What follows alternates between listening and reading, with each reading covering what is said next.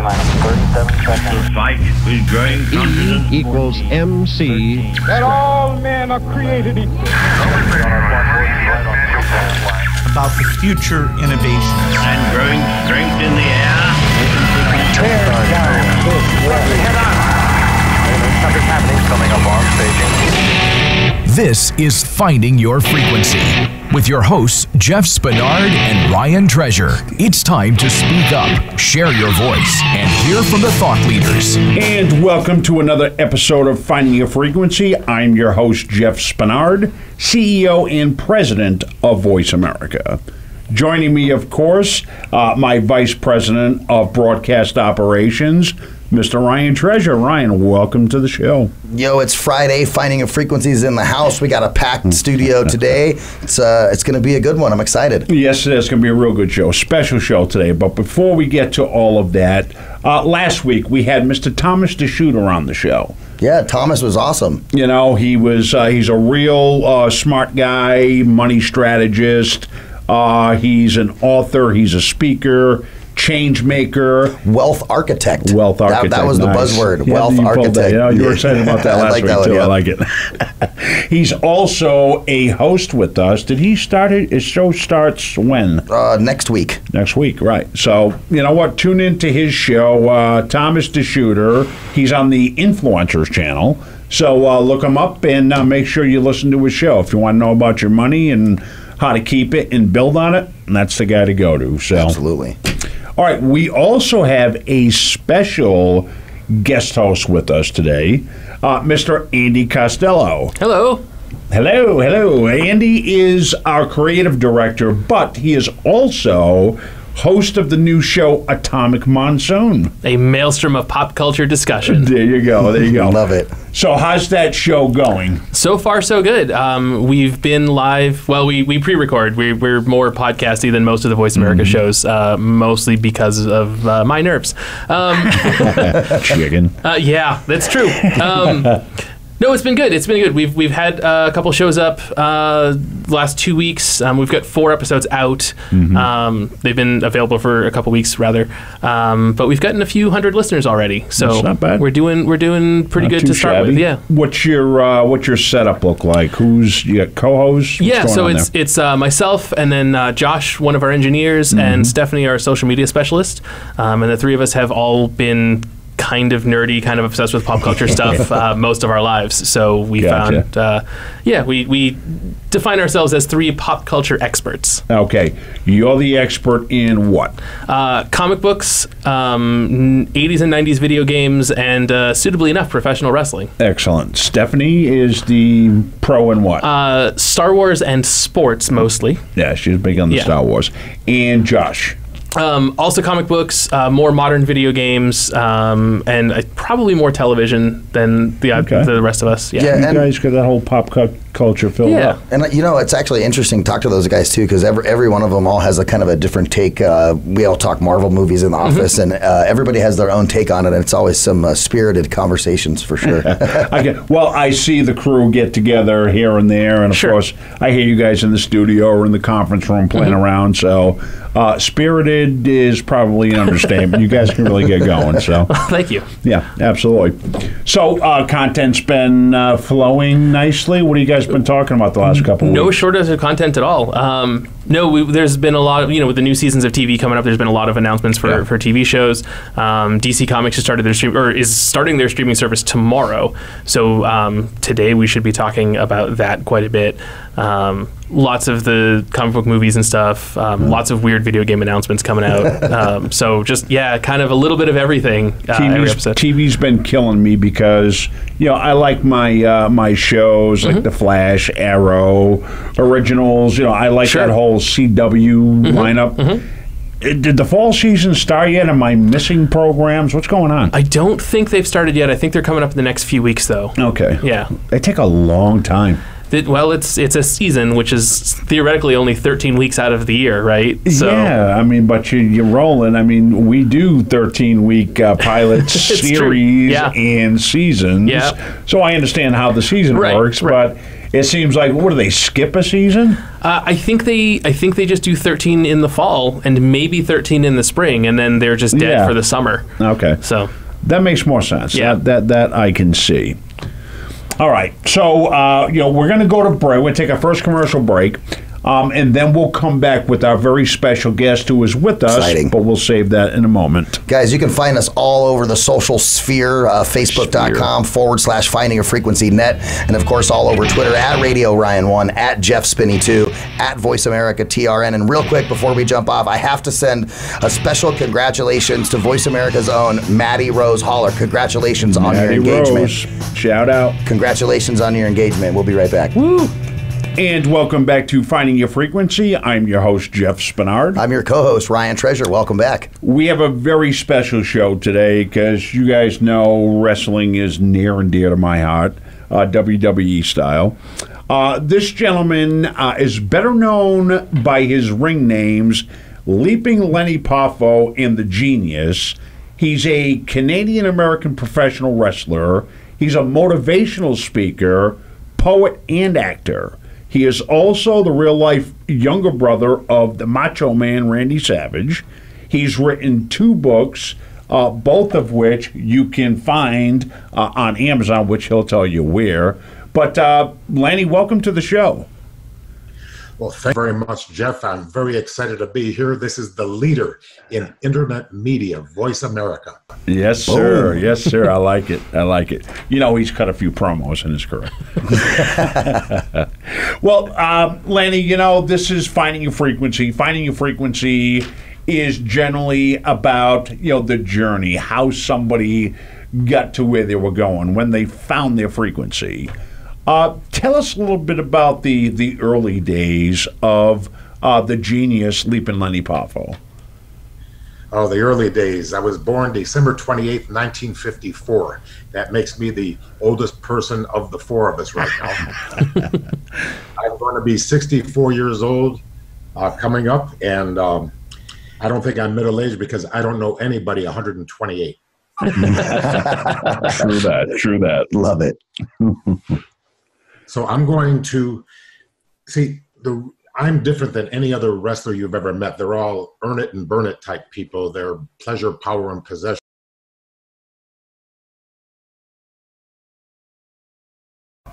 He just got married for the 115th. Yeah, right.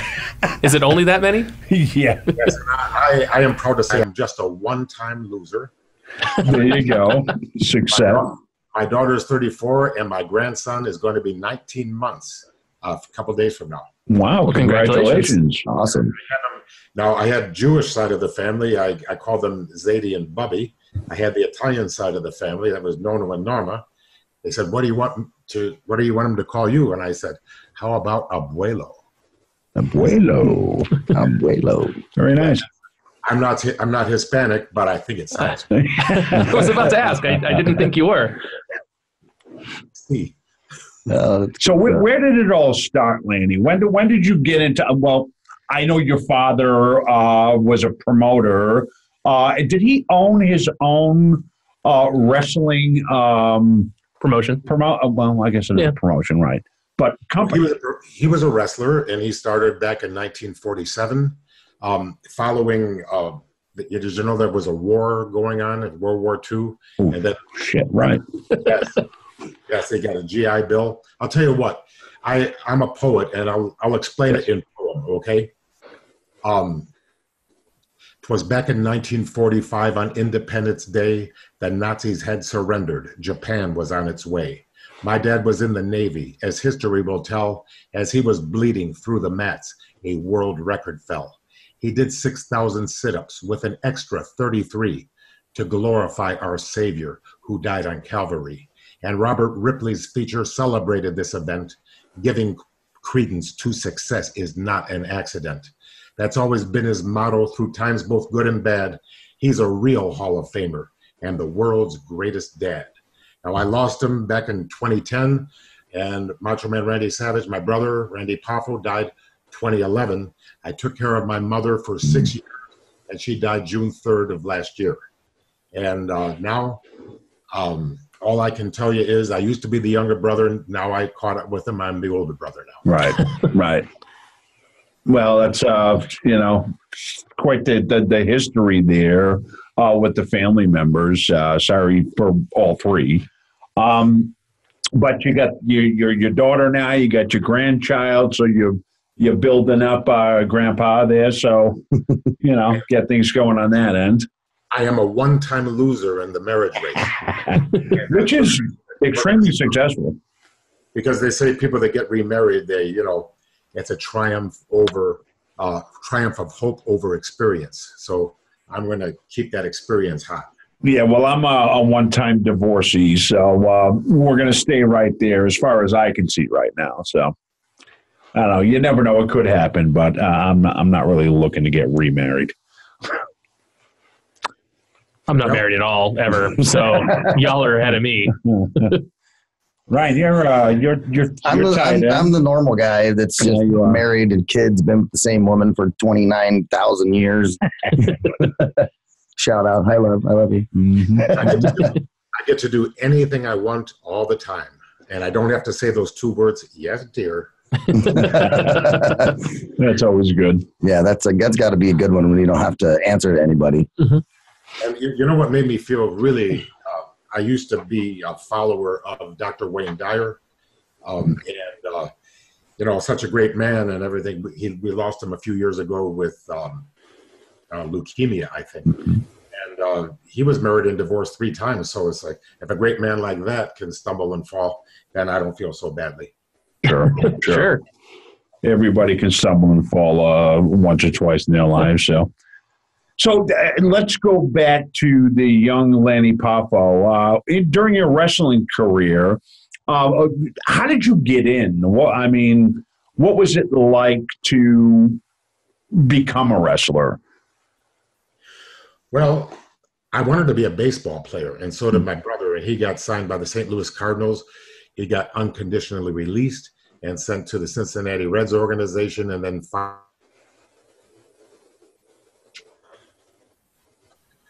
sent him back about 4 years. And at the age of 22, he 10 years later, he makes his debut in Madison Square Garden. Ooh, yeah. Yeah. Yep. So that was pretty great. So I wasn't anywhere near as good at baseball as my brother, or as good at wrestling. And the only thing that was really exceptional about me was I found it was better to be unique than good. So I was pressing that unique thing as Leaping Lanny, and then, of course, as the Genius. Yeah. I was so unique, it was embarrassing. I used to watch, anytime I would watch WWE or WWF back in the day. Mm-hmm. But, the Genius would come out. He'd have his Frisbees with his poems written on them. And, once you're done reading, they go out to the audience. And, yeah, I don't know if I was the biggest fan of the Genius, but it was, you were very talented as a wrestler. You belonged in the ring with the big boys. So I really enjoyed watching wrestle. Don't feel badly. Some of the best people in the world were not fans of mine.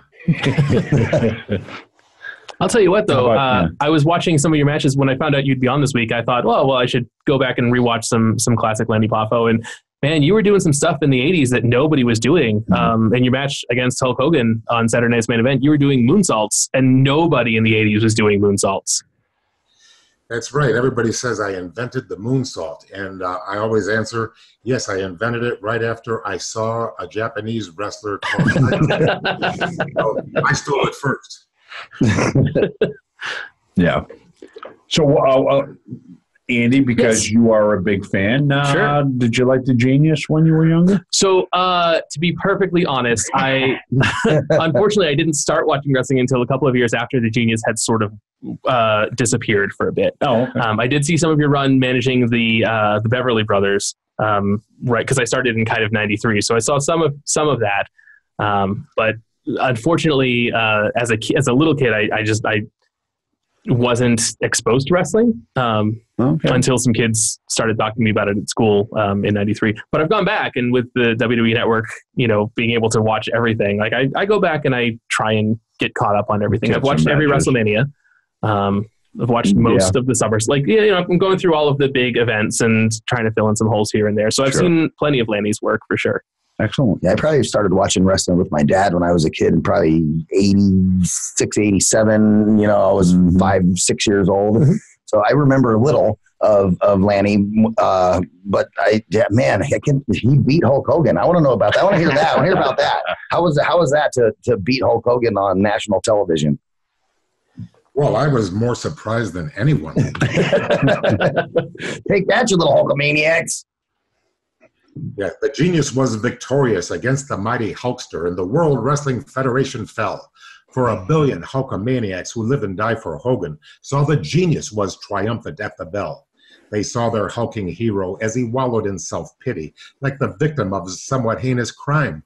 And now he has a partner even stupider than he is, so I'm sure he'll be the loser one more time. Mr. Perfect, Mr. Perfect, you're the man who's never wrong. Can you prophesize what we're about to do? By the power of the Genius and the world's smartest man, I'll rely on my incredible IQ. Love it. How do you top that? We were just talking about Mr. Perfect too earlier before the show. Yeah, you had some good matches with Mr. Perfect. Oh yeah. Were you a tag team partner with them too? I was tag team partners with Mr. Perfect. In fact, I made 23 appearances in Madison Square Garden, but 2 of them as a part of the main event of the evening. So I'm a little behind Bruno Sammartino's record. I was thinking, 2 main events on Madison Square Garden. You know, I was, so I'm proud of it. Absolutely. Sure. Main event in Madison Square Garden. You got to be proud of that. Yeah, there's nothing to scoff at. I mean, you know, Bruno main evented Madison Square Garden for 700 years, but hey, what was he, the champ for 7 years or something like that? Yeah, I want to say, yeah, 6, 7 years. Yeah. Goes to Madison Square Garden in New York, and then goes and insults all the Boston sports teams too. At one point in his career, how was that? Do you just have like a burning like you hate Boston sports or?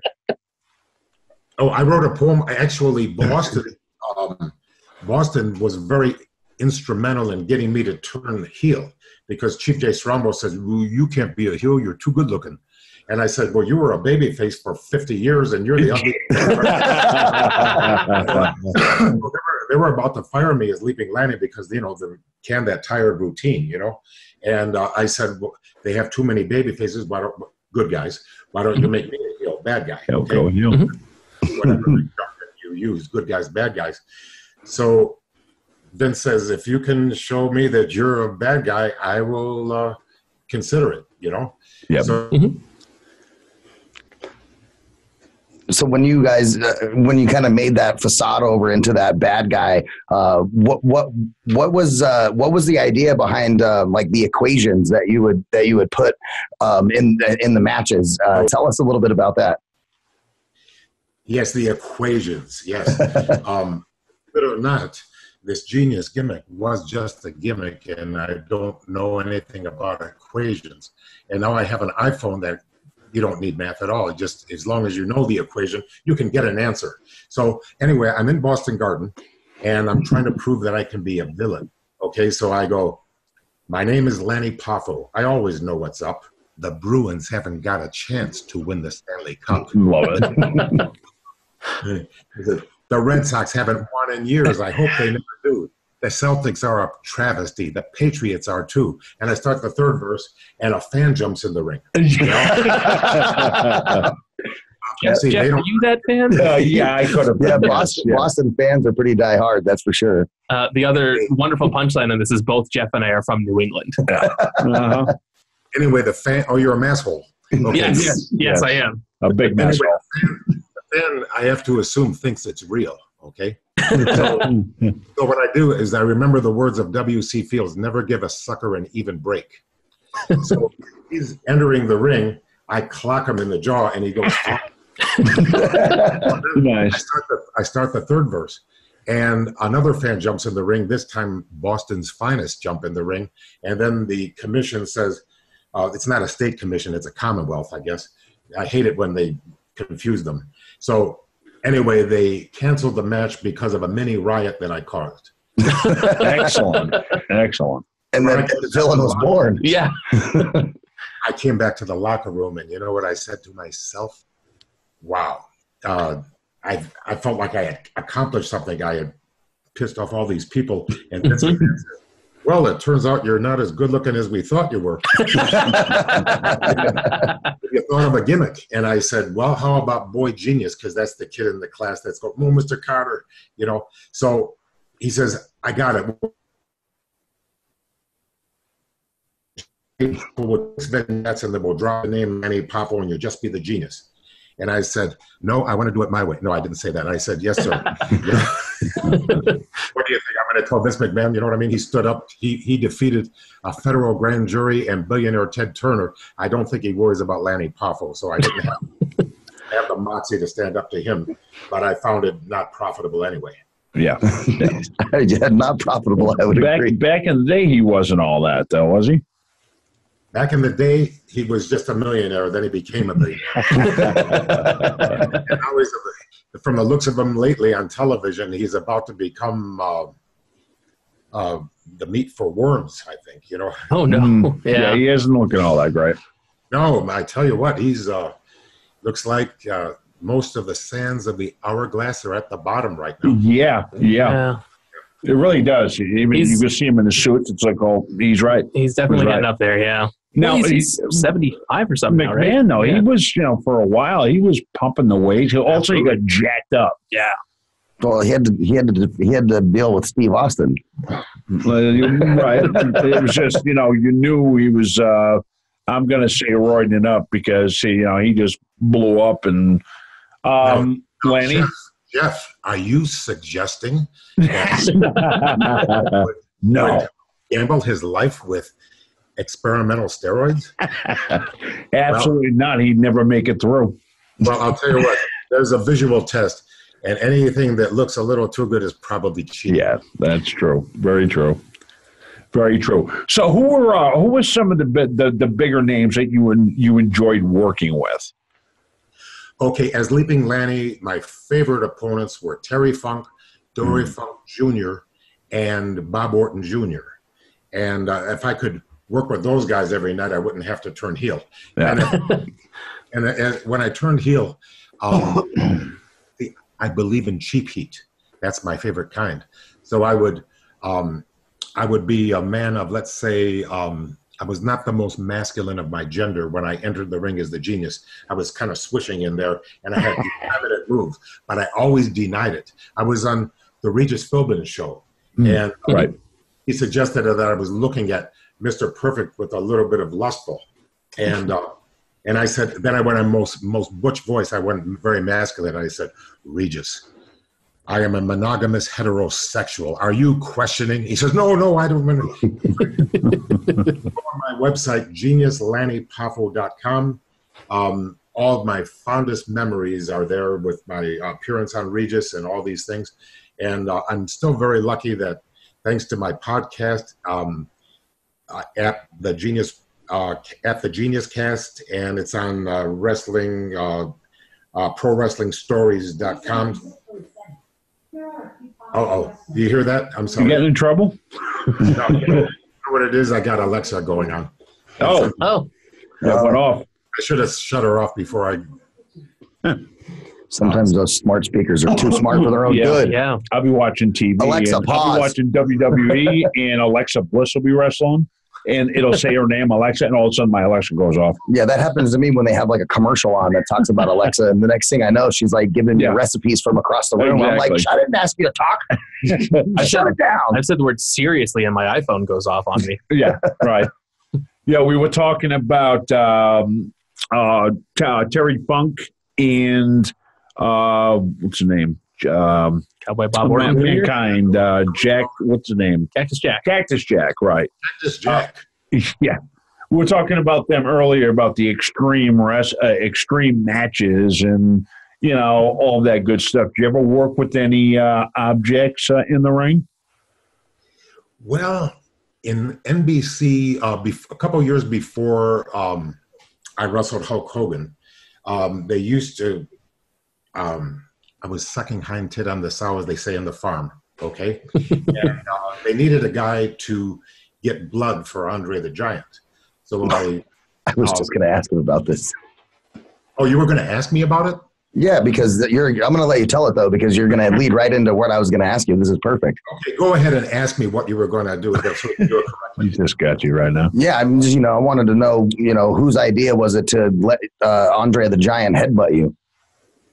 Well, first of all, I was going to be on a dark match that night. And you know what that is? That's when you go out there and they practice the focus, the lighting and everything while you get the crowd warmed up. Well, when I was a boy, my dream was not to be on the dark match. My dream was to be in the main event of the evening. So Gorilla Monsoon said, Lanny, come here. He says, I just came back from the production meeting with Dick Ebersol, Vince McMahon, NBC and all these people. And they said, we needed a guy to make Andre more vicious, you see, because he was a good guy all those years and they want to make him a bad guy so he can wrestle Hulk Hogan in front of 93,000 people in Pontiac, Michigan. Yep. So he says, I suggested that you are the man for that job. He says, you're not going to make a monkey out of me, are you? And I said, I would never make a monkey out of a gorilla.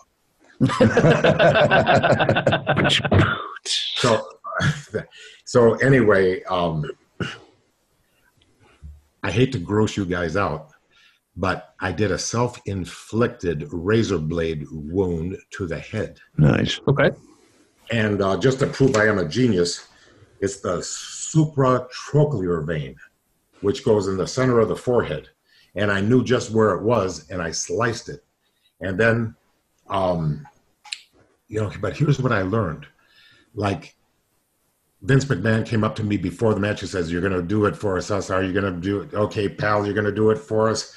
And then Dick Ebersol of NBC Sports says, Lanny, please bleed well for us because this is very important. And then after I get all bloody, and in fact, a little bit too much, when I got back to the locker room, I put a towel on my head. And the only ones that cared if I lived or died were my brother, Rick Martel, Rene Goulet, and me. Everybody else, and I thought, maybe this is what it's like when a girl, does everything on the first date and the boy doesn't call. So, when thank you for everything. You have served your purpose. Now buzz off. Right. So when they made the card for WrestleMania 3, yours truly was not on it. So I thought to myself, well, I needed that like a hole in the head. Right. You give them the big push, the heel turn, and you don't even get an invitation to the prom. Well, I'll tell you what, though. It's a defecation sandwich. You can eat it or you can starve. I was married with a daughter, and it was the most money I could make. And I found that the only thing that counts is what the bank teller counts. Now, I know you talk about success all the time. Here's my version. Everybody's into pleasure, power, and possession. I'm into health, wealth, and freedom. Health is the most important.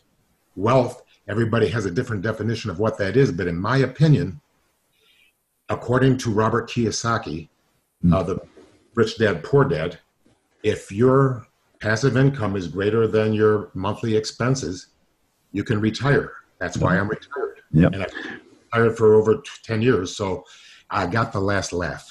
There you go. Yeah.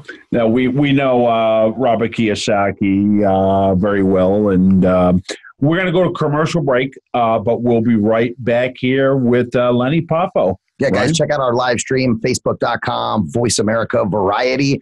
We got the live feed going out there. And then, of course, all over social media on Twitter, at Radio Ryan 1, at Jeff Spinney 2. Check us out. We'll be right back right after these messages on Finding Your Frequency. And welcome back to Finding Your Frequency. I'm your host, Jeff Spinard. I'm your co-host, Ryan Treasure, and we're here with our special guest, Andy, also in the house. Andy also in the house. And, of course, our special guest, the genius, Leaping Lanny Poffo. Lenny, we talked about some of the wrestling career. Andy, you said you had a couple things you had in mind. Yeah, just a couple of things. So I read these on your Wikipedia page, and I know Wikipedia is not always the most accurate sorts of information. But just a couple of things that I thought were kind of interesting. One, I read that you won some tag team championships with your dad. Yeah, that was back in 1974.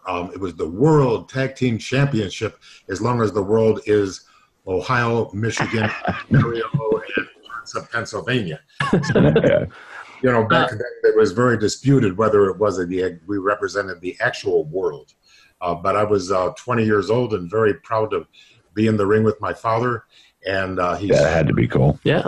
Oh, yes, it was. He taught me quite a bit. Of course, he could go, when he was into criticism, as my brother, they could keep talking after they made their point until my eyes rolled back in my head. And said, you know, but believe it or not, that's what I do the most now, you know, because at least they cared enough to correct me.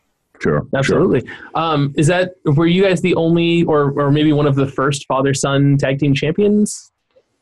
I have no idea. I think there was, we wrestled against the Curry family of Wild Bull Curry and Flying Fred. So it was Leaping Lanny versus Flying Fred. That was a good match. Nice. Right. So anyway, it was, I wrestled from 1973 to 1994.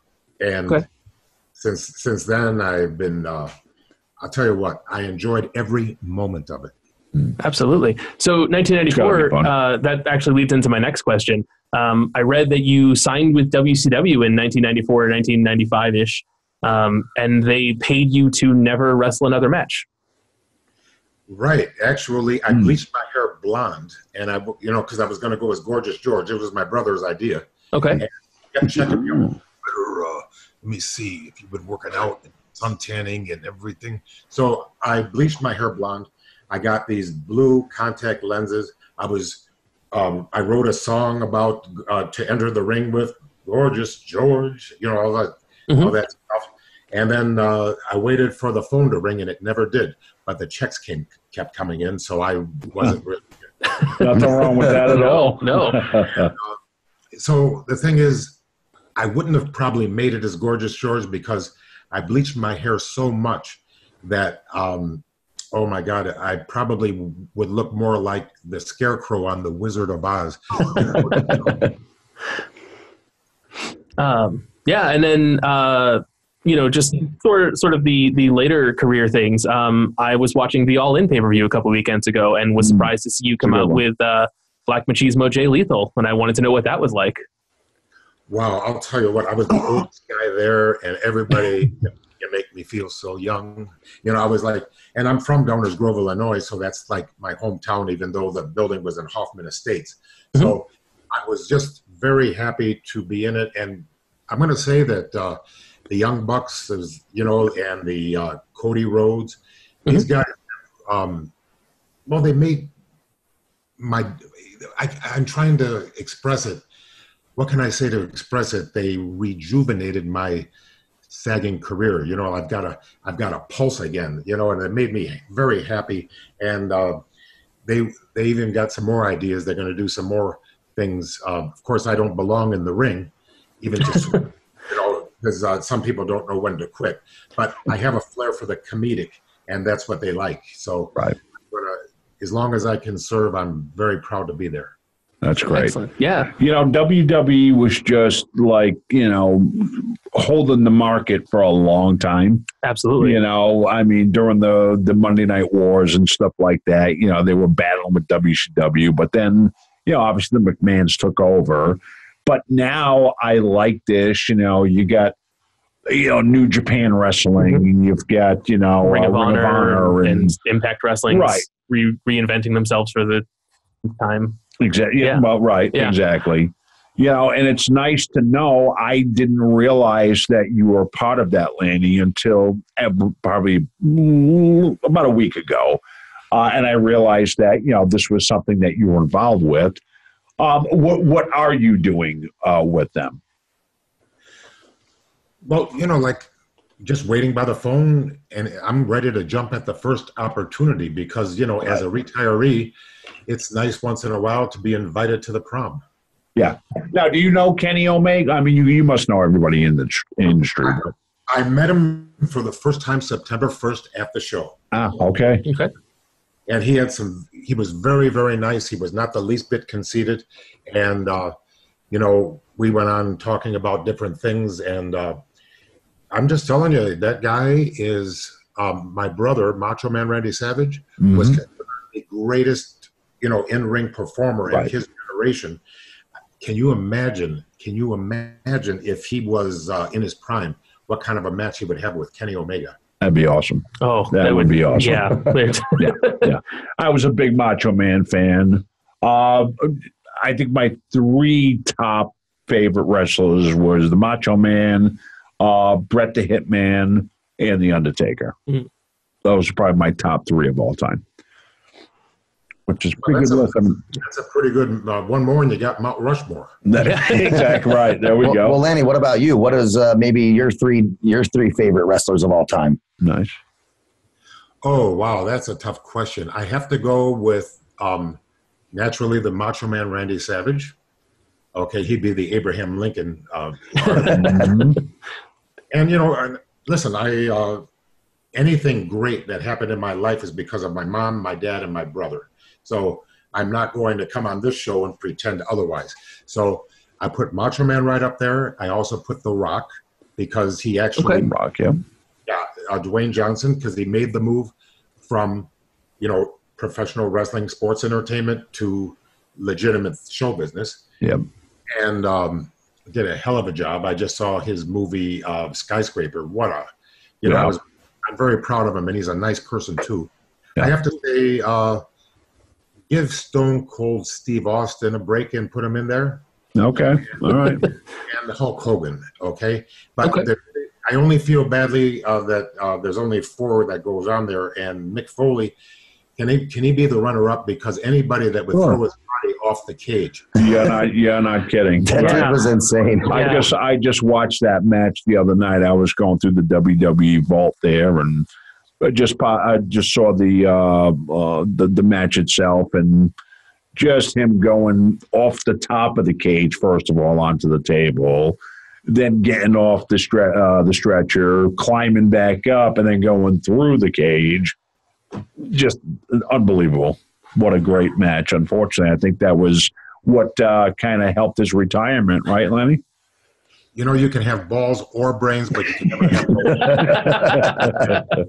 Let us all choose brains. Yes. Well spoken by the genius. Now, when I say top 3, I mean The Rock and Stone Cold are definitely right up there too. Sure. Yeah, I was going a little bit on the older school. Sure. My favorite all-time wrestler is the Honky Tonk Man, because he beat people with a guitar, and I thought that was awesome when I was a kid. I just hated him. He did it with just plain personality. He did it with just plain personality. Yes, he did. So tell us about the motivational speaking that you're doing. Well, it became. I got a few bookings by doing that, and then it all started into word of mouth. They say, "Wow, this guy's really fun," and then next thing you know, I had a full calendar, and I had to cut down a little bit because the word of mouth gets going and it's mushrooming. But what I always do is I try to find out which direction they want to go first. You see what I mean? And then I adapt my speech to the people I'm talking to. So, just tell them basically what they want to hear, and then keep it positive. And it's, I don't rent a tuxedo. I own one, because I just want to, look my best every time they bring me in. But I don't like to do too many, just once a month is fine. I don't want to go any. No, you're an absolute artist with the word, so it only makes sense that you would do some kind of speaking. So, that's pretty cool. What about your books? Tell us about your books. Well, I did 2 books, Wrestling with Rhyme, which included all the poems, most of the poems that I did in the WWF, and then having absolutely nothing to do with it, I had limericks from the heart and lungs. For example, a Canadian smoker named Faye smoked more than a pack every day. I asked her how come. She replied, "'Cause I'm dumb. I guess that's a good answer, eh?" So there's 335 limericks all about smoking. And I made every limerick smoking. And there was one, and then they go from can't read to me, all the way up to college level, which would be when Sheila earned her PhD with her boyfriend of equal degree, dissertations got tough, so they smoked off the cuff. How stupid can smart people be? Nice. And, a real estate mogul named Dave let cigarettes make him a slave. Location, and smoke inhalation has led to his premature grave. Ooh. Yeah, man. It's a body slam right there. A few of them. That was from the top ropes. You all know that limericks are sometimes dirty. There once was a man from Nantucket. Oh, yeah. My limericks are all clean. And, I only talk dirty when I drop the casserole on my foot. So, how's your acting career go? What have you been doing as far as acting? Well, I made a few movies. They played one of them on a plane, and it was so bad people were walking out. That's good. I'm going to use that one. Yeah. Poffo on a plane.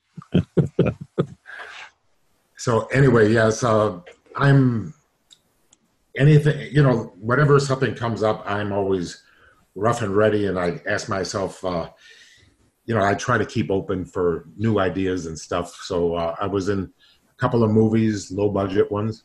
And in fact, I think I was the only actor that was actually paid. Everybody was there for gratis. And this guy, Harvey Weinstein, says if I comply with his wishes, I'm going to be right up in there. Oh, dear. Nice. Yeah, I don't know how much clout Harvey's got anymore. Well, he's exposed now. Very nice. Stuff. Very nice. So, Lanny, when are you going into the Hall of Fame? How long can you hold your breath? I don't think I'm going in the Hall of Fame. But I'll tell you what, I got a call from a lawyer that wanted me to join a class action lawsuit about concussions. And I said, well, I've never had a concussion. And he said, well, don't worry, you get your name on the class action suit, and when we win, you can, you're going to make a lot of money. And I said, look, I'm not really a genius, but I did read a lot of John Grisham novels, and I remember The King of Tort. And if you read that book, you will learn that in a class action lawsuit, the only people that make money are the lawyers. Yeah. In most court cases, the people making money are the lawyers. Absolutely. So why do you say you won't make it to the Hall of Fame? Well, let's put it this way. Fame, if you win it, comes and goes in a minute. If they call me, first I'll faint, and then I'll go and I'll make my speech. And it'll be, I inducted my brother into the Hall of Fame. Yes. Just LannyPoffo.com. And I put it right in front. And my speech was only 8 minutes. Everybody else is 30 minutes, 50 minutes. Yeah. Oh, my God. Oh, right. I mean, brevity is the soul of wit. Okay? Now, Ryan and I were talking about when you inducted Randy into the Hall of Fame. There was the whole thing a poem. Yeah, it was awesome. It was. I'm sorry. What was that? You can't. In the video on your website where it shows you doing the induction for your brother, you came out on stage and your whole speech was all built around a poem. Correct? Yes, I had a beginning, a middle, and an end, and I put them as close together as I could. Okay, so it wouldn't be too long. But the first poem goes: I stand before the Hall of Fame in honor of my brother, who seized each Carpe Diem day with passion like no other. Born Randy Mario Poffo, he became the Macho Man. Randy Savage made it cool to be a wrestling fan. His match with Ricky Steamboat in 1987 was on a scale from 1 to 10, much better than 11. He snapped into a Slim Jim with his iconic voice. He earned a role in Spider-Man, which made his fans rejoice. When the mega powers exploded, the storyline was real. Life's too short to hold a grudge. It's time for us to heal. In triumphant jubilation, we celebrate his name. Finally, the Macho Man is in the Hall of Fame. Nice. Yeah. That's fantastic. Nice. Yes. Well done. Well done. I forgot he was in Spider-Man. That's right. Ooh, Bonesaw is ready. Yeah. Yeah, Bonesaw, right. Bonesaw. Yeah. Like that. Snap it to a Slim Jim. Yeah. I still buy Slim Jims because of Randy Savage. It's part of if you grew up in the 80s and 90s, right? You literally have Macho Man and Slim Jim ingrained in your brain. There, you can't lose it. It's part of who you are as growing up in that time in pop culture. Yeah. Every time, snap into it. Nice one. Thank you. Good. Thank you. Okay, so what's next for Lanny Poffo? Well, I don't want to be the guy that drank from the champagne bottle and then had to put it back. You know, believe it or not, Kerry Von Erich in the early 80s. I was going to say the Von Erichs. What's that? He was supposed to be in Rocky IV playing the Russian. And Drago, you know. And, yeah. He went and announced it on a show like this, and everybody said, "Oh, Kerry's going to be in Rocky IV." Well, what happened was, when who finally got the role as the Russian boxer? Dolph Lundgren. Yeah. So what happened was, he wound up looking like a fool, like he had right. Mm-hmm. And then he finally committed suicide. I don't think it was because of that, right? But had a number of problems. But I don't want to brag about something until it's already signed and delivered. Gotcha. Absolutely. But you do have things. You do have things in the works. Then I've got some things in the works, and I'll tell you what, Jeff, you'll be the first to know. Excellent. As soon as the ink is dry. Good. Fantastic. Perfect. Some irons in the fire. So let's talk about your podcast. What have you been doing with the podcast? JP Zarka approached me, and he already had a very successful website called wrestlingstories.com. Mm-hmm. And, I had already turned down so many offers, and I decided to go ahead with him. And, already we've got some tremendous momentum. We've already had 2, and the third one's in the can. And I got this really nice microphone, and, we're going to have fun with it. Love it. I was actually listening to one of the episodes earlier this morning on my way into work, and I really enjoyed it, actually. I'm going to be hitting that subscribe button. Well, I'll tell you what, we'll have to see what happens if Voice America maybe help syndicate that podcast over. Let's take a listen and see what we can do, see what we can help you out, help build that audience. And JP Zarka would be delighted because he's a big fan of you guys. Excellent. Oh, fantastic. Excellent. Awesome. We like fans. Yeah. Fans are great. Fans are groovy. Okay. So, Andy, any other questions? Or? Well, I guess the only thing I've kind of been wondering all along is how does the Poffo family feel about Jay Lethal doing the Black Machismo thing? Okay, we had a friend, his name was Ed Schumann, and he got a 3-way call with my brother, Ed Schumann, and Jay Lethal. And what happened was Randy says, "Ooh, since, what is it? Imitation is the sincerest form of flattery, so we do it." And then, but Randy did not believe how great Jay Lethal was at it. He had all his mannerisms down and everything. And not only that, he does a great Ric Flair too. He sure does, yeah. And I mean, Randy was like, "God, I didn't know he'd be that great." He had all the maneuvers down and everything. And Jay Lethal had a fantastic match with Flip Gordon. Yes, he did. Had all in, and There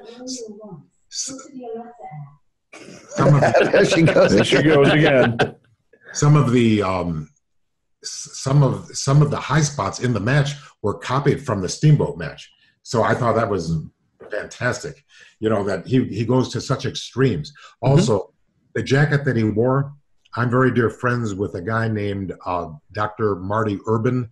He's a implantologist and gum disease doctor, dentist type of guy from Massachusetts, North Grafton, Massachusetts. And he goes to 18 different offices, and he owns 8 outfits of the Macho Man. He also has World War I memorabilia. He's got Olympic medals from nice. And that's awesome. Jesse Owen. These are big names, you know. Yeah, absolutely. Man, sure. Lanny, thank you so much for sharing all this with us today. It's been fantastic. Yeah, I want to definitely thank you for being on the show today. Unfortunately, it is that time to wrap it up. But the genius, Leaping Lanny Poffo, thank you for being on the show today. Yeah, guys, make sure you go check out his website at genius&rdquo.com. Go check it out. There's a lot of cool content there. And, of course, the podcast that he has going on. And you can follow us all over social media at Radio Ryan 1, at Jeff Spinney 2. Go check out the website, findingyourfrequency.net. And for all you folks that listen in podcasts, don't forget to give us a nice review, shout out, and find us all over social media. We'll be back next week.